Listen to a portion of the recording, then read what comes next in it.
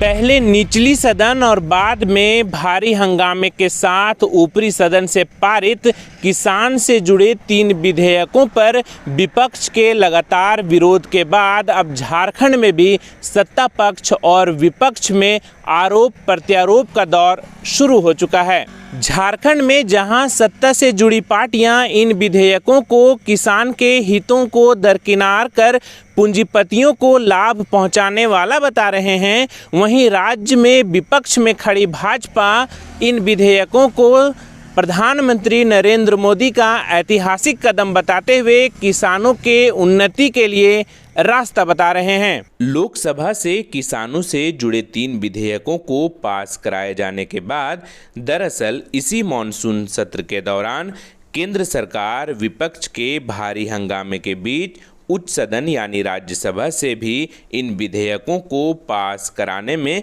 कामयाबी हासिल कर इन विधेयकों को किसानों के लिए बेहतर बता रही है। वहीं विपक्ष पूंजीपतियों को लाभ पहुंचाने के लिए लाया गया बिल बता रही है। झारखंड की बात करें तो झारखंड सरकार के अलावा झामुमो, कांग्रेस, राजद सहित कई दल इन विधेयकों को किसान विरोधी बताकर लगातार विरोध के सुर बुलंद कर रहे हैं। इनका साफ तौर पर कहना है कि इन विधेयकों के जरिए केंद्र सरकार एपीएमसी मंडियां यानी कृषि मंडियां समाप्त करना चाहती है और कृषि उपज के लिए एमएसपी यानी न्यूनतम समर्थन मूल्य समाप्त कर किसानों को मिलने वाले 1 लाख करोड़ को बचाना चाहती है। इसके पीछे इनका तर्क है कि कृषि उपज व्यापार और वाणिज्य संवर्धन और सुविधा विधेयक 2020 में कहा गया है कि किसान अब एपीएमसी मंडियों के अलावा किसी को भी अपनी उपज बेच सकते हैं, जिससे कृषि मंडियां समाप्त होने की पूरी आशंका है। विरोध के पीछे इनका तर्क यह भी है कि नए कानून के बाद एमएसपी पर फसलों की खरीद सरकार बंद कर देगी। दरअसल कृषि उत्पादन व्यापार और वाणिज्य संवर्धन और सुविधा विधेयक 2020 में इस संबंध में कोई व्याख्या नहीं है कि मंडी के बाहर जो खरीद होगी वह न्यूनतम समर्थन मूल्य से नीचे के भाव पर नहीं होगी। विपक्ष का यह भी कहना है कि कॉन्ट्रैक्ट फार्मिंग के तहत किसानों को जमींदारी प्रथा की ओर ले जाने की कोशिश है। हालांकि कृषि उत्पादन व्यापार और वाणिज्य संवर्धन और सुविधा अध्यादेश कहता है कि बड़े कारोबारी सीधे किसानों से उपज खरीद सकेंगे, लेकिन इसमें यह नहीं बताता कि जिन किसानों के पास मोल भाव करने की क्षमता नहीं है वे इसका लाभ कैसे उठाएंगे। जो किसान अपने जिले में अपनी फसल नहीं बेच पाते वह राज्य या दूसरे जिले में कैसे बेच पाएंगे, जबकि 86% किसान 5 एकड़ कम भूमि पर और 60% किसान 2 एकड़ से कम भूमि पर कृषि कार्य करते हैं। इन दलों का एक तर्क यह भी है कि नए कानून में एमएसपी की अनिवार्यता को खत्म कर देने से किसान कॉरपोरेट घराने के समक्ष घुटने टेकने को मजबूर हो जाएंगे।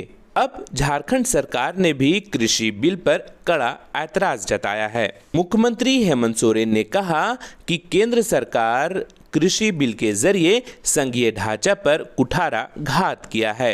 इस बिल के खिलाफ सड़क पर उतरकर उलगुलान करने की बात भी उन्होंने कही।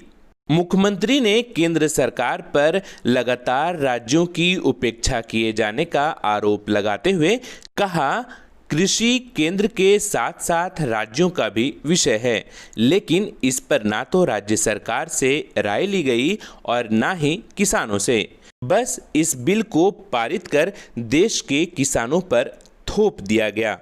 मुख्यमंत्री हेमंत सोरेन ने केंद्र सरकार पर संविधान द्वारा प्रदत्त शक्तियों का दुरुपयोग करने का आरोप भी लगाया।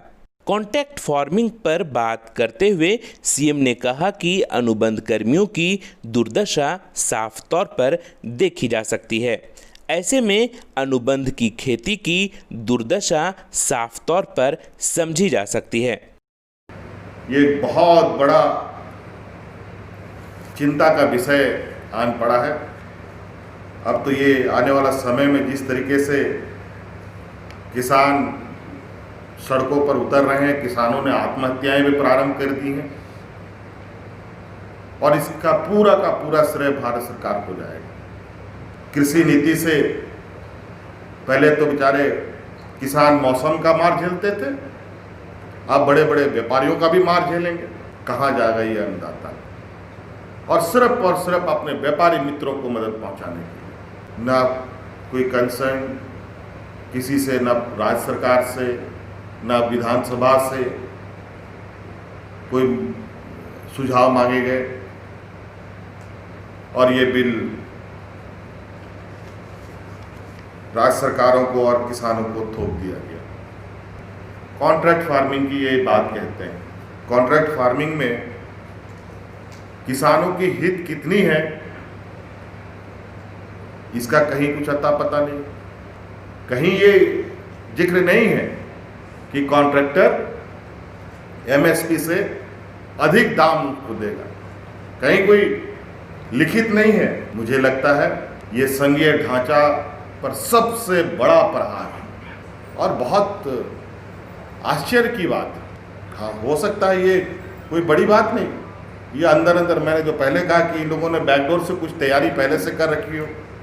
क्योंकि ये भी, जब मैं एक बात अक्सर कहता हूँ कि जिस देश का राजा व्यापारी होता है उस देश का प्रजा हमेशा भिखारी होता है। क्विंटल कोई तो बताना होगा ना, तो मनमानी करेंगे।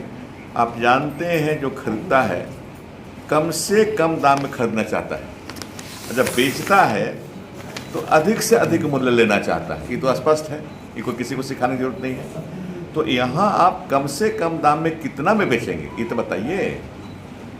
इसीलिए आशंका है। आज जहाँ तक आप पूछ रहे थे और लोग भी पूछते हैं, प्रधानमंत्री ने कहा, प्रधानमंत्री ने गारंटी दी नोटबंदी के समय में कि देश में जितना काला धन है सब आ जाएगा, वापस आ जाएगा, सब उजागर हो जाएंगे, उजले हो जाएंगे। हुआ क्या? फिर जीएसटी के समय में उन्होंने कहा कि इससे देश का टैक्सेशन व्यवस्था, जो टैक्स व्यवस्था सुधार आएगा और सभी राज्यों को, देश सहित सभी राज्यों की रेवेन्यू कलेक्शन बढ़ जाएगी। क्या बढ़ा? तो इनके बातों पर कैसे भरोसा करेंगे हम कह रहे हैं कि आप कॉन्ट्रैक्ट फार्मिंग की बात कर रहे हैं कानून में, क्या प्राइस लेंगे पूंजीपति लोग बताए आप। एमएसपी में तो अभी देश में जो व्यवस्था है वो है एमएसपी के तहत आप चावल हो, गेहूं हो बेच सकते हैं, अन्य सामान देश सामान्य है उसे बेच सकते हैं। कानून में कहाँ है कि मिनिमम प्राइस कितना रहेगा। अगर कोई पूंजीपति खरीदना चाहता है कॉन्ट्रैक्ट फार्मिंग के तहत तो कितना में खरीदेगा ये देखना है हमको। इतना स्पष्ट होना चाहिए कानून में। तो ये कैसे कहेंगे हम कि इसमें हम किसान विरोधी नहीं है, किसानों को इससे लाभ होगा। कैसे लाभ होगा? लागत लगाते हैं लोग, किसान लोग, और जब बेचते हैं तो लागत से अधिक होना चाहिए। एमएसपी की व्यवस्था इसीलिए है कि कम से कम लागत से अधिक इनको बाजार मूल्य मिले। इसमें तो व्यवस्था ही नहीं इस कानून में। हमारे किसानों की कमर तोड़ने वाली 3 नए कानून पास किए गए और हमारी देश की जो मूल ग्रंथ है जिसको हम लोग संविधान कहते हैं, उस संविधान में अशोक स्तंभ के नीचे लिखा हुआ है रिपब्लिक ऑफ इंडिया। लेकिन विगत 1 हफ्तों में जो 2 तरह के कानून पास हुए, अब उस पर लिखा जाएगा कॉर्पोरेट ऑफ इंडिया। ये हम नहीं कहते चूंकि हम विपक्ष में, ये भारतीय जनता पार्टी की जो मातृ संगठन है राष्ट्रीय स्वयंसेवक संघ, उनका जो एफिलेटेड मजदूर संगठन है भारतीय मजदूर सभा, ये उनका कथन है। हम बोलते तो ठीक है, हम विपक्ष के लोग हैं, हम बोलेंगे ही, लेकिन जवाब देना पड़ेगा कि भारतीय जनता पार्टी की जो मातृ संगठन है आरएसएस क्यों इसका विरोध कर रहा है। कि अब देश में ईज ऑफ डूइंग बिजनेस के जगह ईज ऑफ क्लोजिंग बिजनेस होगा। भारतीय जनता पार्टी के अपने संगठन और भारतीय मजदूर संघ से निकले हुए सांसदगण लोकसभा और राज्यसभा में इस पाप को करते हुए देखते रहे। वहीं झारखंड में मुख्य विपक्षी दल भाजपा कृषि सुधार विधेयकों को केंद्र सरकार का किसानों के हित में उठाया गया ऐतिहासिक कदम बता रहे हैं। झारखंड भाजपा की ओर से यह कहा जा रहा है कि कांग्रेस और अन्य पार्टियां जो किसान से जुड़े इन विधेयकों को लेकर किसानों को केवल गुमराह कर रहे हैं, दरअसल किसानों को न्यूनतम समर्थन मूल्य मिलता रहेगा। भाजपा का एक तर्क यह भी है कि वन नेशन वन मार्केट से अब किसान अपनी फसल कहीं भी किसी से भी बेच सकेंगे। कॉन्ट्रैक्ट फार्मिंग के तहत करार से किसानों को निर्धारित दाम पाने की गारंटी होगी, लेकिन किसी करार से किसानों को बांधा नहीं जा सकेगा। झारखंड भाजपा की ओर से यह भी कहा जा रहा है कि किसानों की आय दोगुनी करने की दिशा में ये विधेयक काफी अहम साबित होंगे। इस विधेयक का मूल उद्देश्य यह है कि किसान अपनी उपज को देश के अंदर कहीं भी बेच सकता है। किसानों के लिए कि वन नेशन वन मार्केट, आप कहीं भी जाकर बेच सकते हैं। आपको जहां ज़्यादा पैसा मिलता है आप अपनी उपज को बेच सकते हैं। जो कांग्रेस इसकी अगुवाई कर रही है उसके शासन काल में 9-10 में भारत का कृषि बजट 12,000 करोड़ रुपए का था। उसको मोदी जी ने बढ़ाकर 1,34,000 करोड़ रुपया कर दिया। और कौन भरमा रहे हैं? ये कांग्रेस सहित विपक्षी दल के लोग ही नहीं भरमा रहे हैं, बल्कि बिचौलिए भी भरमा रहे हैं। क्योंकि इससे कहीं ना कहीं बिचौलियों को नुकसान होने जा रहा है। लोकसभा और राज्यसभा दोनों से कृषि सुधार विधेयक को अमली जामा पहनाया गया। चूँकि देश के आदरणीय प्रधानमंत्री जी कृषकों की आय दुगुनी करने के उद्देश्य से यह विधेयक लाने का काम किया और विपक्ष के लोगों ने अलोकतांत्रिक रवैया अपनाते हुए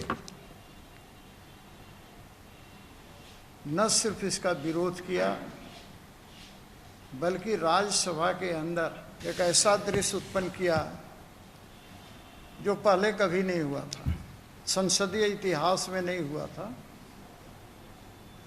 विपक्ष के लोगों ने उनके साथ दुर्व्यवहार किया, रूल बुक फाड़ दिया, वहाँ मार्शलों के साथ हाथापाई किया। ये विपक्ष के लोग